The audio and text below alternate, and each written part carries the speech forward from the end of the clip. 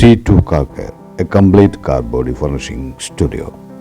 Our services: car detailing, interior cleaning, ceramic coating, Teflon coating, waxing and polishing, headlight restoration, under body coating, car and bike washing.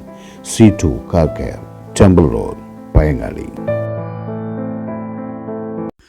Payyanur മാവിച്ചേരിയിൽ road സൈഡിൽ വലിയൊരു queue കണ്ടിട്ടാണ് പയ്യന്നൂർ വിഷൻ്റെ camera അവിടെ shoot ചെയ്തത്.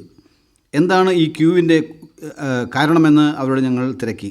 ചെറിയ കുട്ടികളെയൊക്കെ എടുത്തുകൊണ്ട് അച്ഛന്മാരും അതുപോലെ അമ്മമാരൊക്കെ അവിടെ നീണ്ട ക്യൂവിലാണ്, റോഡ് സൈഡിലാണ്. അപ്പോഴാണ് മനസ്സിലായത് ഇതിൻ്റെ അറ്റത്ത് മത്സ്യവില്പന നടത്തുന്നു എന്നുള്ളതാണ്. വലിയ ആശ്ചര്യം തോന്നി.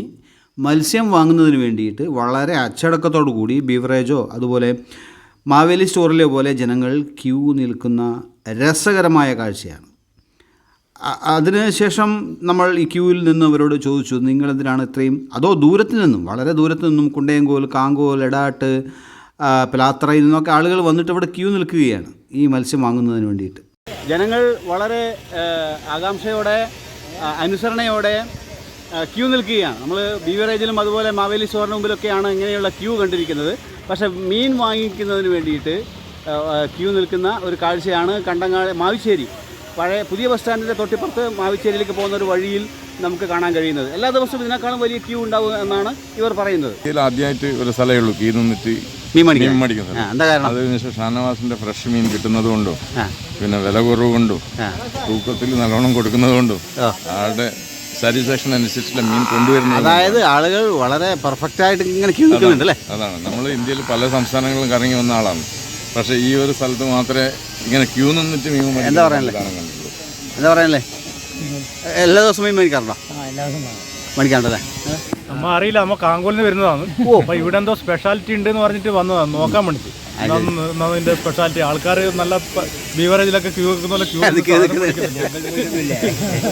എന്നാ എല്ലാം കൂടെ കാണിക്കണ്ട. എല്ലാ ദിവസവും വരണ്ടോ?